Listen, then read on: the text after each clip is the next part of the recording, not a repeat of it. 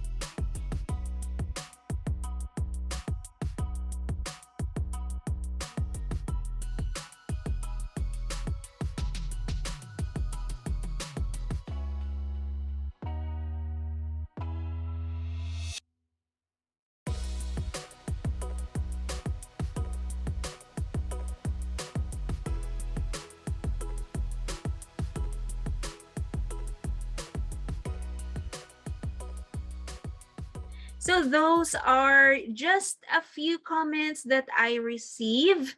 Meron din naman tayo mga negative comments, but I'd like to dwell more and focus more dun sa mga magagandang comments na na-receive natin. And you know what? Sa mga comments na yun, I realize na kahit konti lang ang nanonood sa videos ko, the contents that I've been creating, yung pinaglaanan ko ng oras, kakaisip ko ano yung mga topics that I need to be discussed, has made an impact to not just one person, but to the family nung mga sumusuporta sa channel na ito. To the families who are getting there, trying to reach their goal, reaching their success sa kanilang pag-online selling just by watching my videos. I realized that I have brought significance to this channel, so I continued on. 2 years later, here we are. This channel has grown to almost 15,000 subscribers, and I can't thank everyone enough for your support. Not only you guys made this channel grow, but this content creator right here has also grown. I have learned lots of things as I create this channel. I have learned how to edit videos. I continue to learn and have acquired lots of skills along the way. So today, let me share to you a sneak peek nung video shoot ko with Lazada Philippines, yung Lazada Super Seller Secrets with no other than Mami Mariel Padilla. Naka-air na po yan sa Lazada official Facebook page. And this achievement I dedicate to every one of you who never stops learning. You who keeps on working harder and smarter, and to you who keep that burning desire na kumita online. Your Mama Betchay is very proud of you. We're about to end our Lazada Seller Beginner's Guide series, but don't you worry, hindi pa tayo nagtatapos doon. I still have lots of valuable things in store for everyone.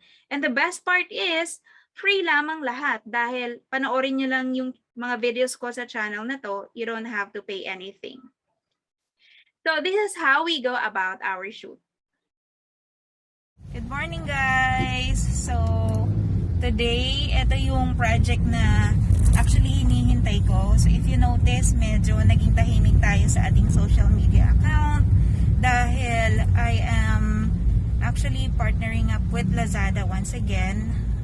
Meron tayong Lazada Super Seller Series, and this will be shown before the 11/11 big sale campaign. So sana supportahan nyo po ulit ang inyong Mama Betchay, no? So kapag nilabas na po yung ating mga videos sa mga social media accounts ng Lazada, sa Instagram, sa TikTok, so paki-like po, and kung pwede nyo pong i-share yung mga video na lalabas in the next coming days, I really appreciate it. So i-update ko kayo kung ano yung Lazada Super Seller Series na yan.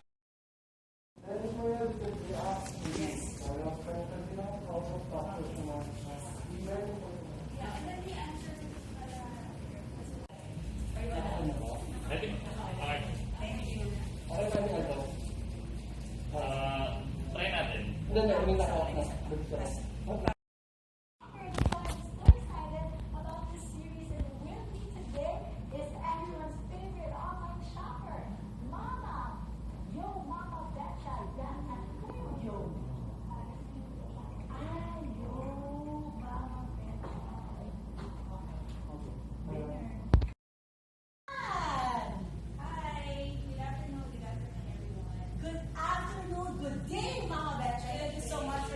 Today.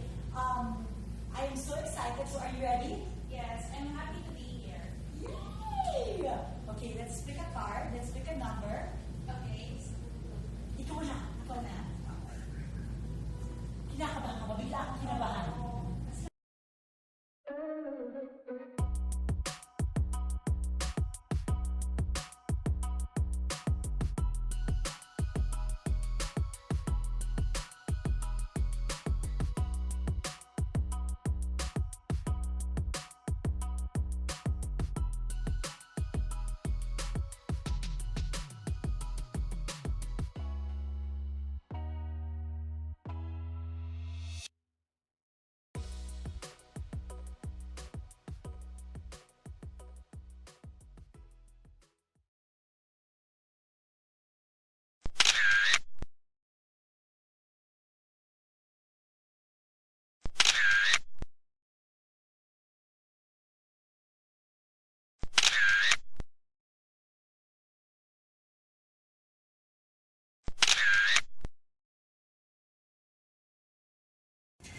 Okay, hello everybody. So pack up na kami today sa aming shoot with Miss Mariel Padilla sa ating Lazada Super Seller Series.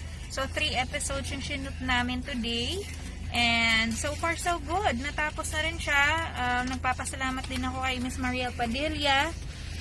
She is very kind. Napakabait niya po. And naging kampante tayo, no? Naging at ease tayo during the shoot dahil sa kanya. So, Miss Mariel Padilla, thank you for being awesome.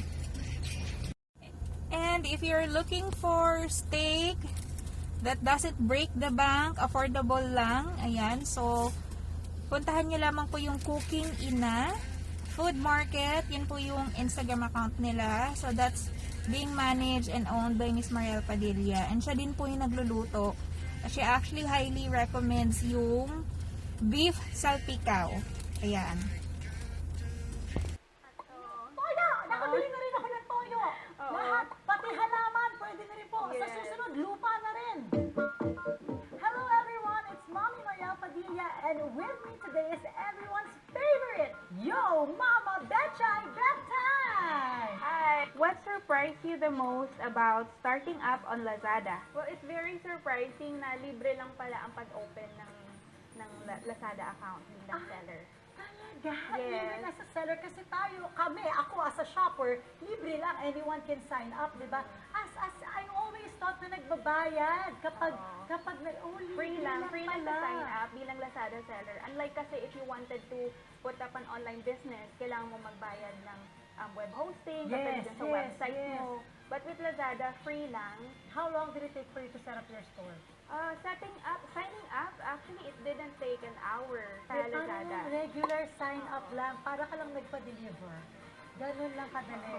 Ang galing-galing, 6 years selling in Lazada. What was your inspiration? Why did you start your online store? I kept on thinking, how can I bring my product to customers na To nasa wider Cebu, range. yes, Yes. nasa Davao. So that was the reason na nakapag-inspire sa akin na mag-open up ng Lazada store. Silver lining, parang pang Miss Universe na question. Ikaw na si Catriona Gray. Oo, kaya nga. Anyway, due to the restrictions ng COVID, so marami sa atin ang bumibili online. Ako diba? yan, ako Oo, yan. diba? Lahat binibili ko online. So, the e-commerce industry in the Philippines has Nag-boom. tripled siya. Yes. Oo. I agree. Ang market mo ko. Oh, hindi ka pala exempted, Mami Mariel. You also have a question. Okay, shoot. Weirdest thing you even bought online, Mami Mariel? I would have to say, yung toyo. Never ko inisip na aabot ako dun sa part na bibili ako ng toyo online. Mukhang mahirap sagutin yung what am I like as a boss. Goal-oriented and also customer-centric. Thank you so much, Mama Betchay. That was super fun, and I'm sure our future Lazada sellers, they are all super inspired right now. Kaya naman, tune in for more Super Seller Secrets with Lazada. Start it up, Lazada up, and sign up now with Lazada. So that's the sneak peek of our shoot sa Lazada Super Seller Secrets with Mami Mariel Padilla.